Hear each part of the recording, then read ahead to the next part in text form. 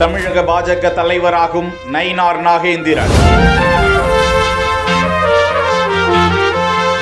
நெற்றியில் திலகமிட்டுக் கொண்டு கடவுளை வேண்டி அலுவலகத்திற்குள் செல்லும் காட்சி.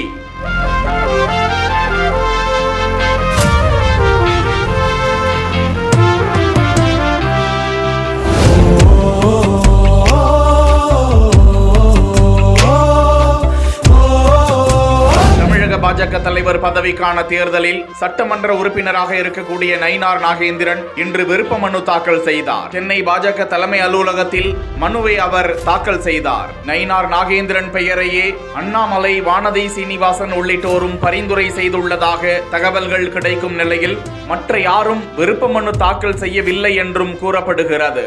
இதுகுறித்து பாஜக தலைமை அறிவிக்க உள்ள நிலையில் நயினார் நாகேந்திரன் பாஜக அலுவலகத்திற்குள் செல்லும் போது அவரை கட்சி நிர்வாகிகள் வரவேற்று உள்ளே அழைத்து செல்லக்கூடிய காட்சியை தான் பார்த்து கொண்டிருக்கிறோம். தொடர்ந்து வேட்புமனு தாக்கலுக்கான நேரம் இருக்கும் நிலையில் வேட்புமனு தாக்கல் செய்ய யாரும் வருவார்களா என்ற எதிர்பார்ப்பும் எழுந்தது.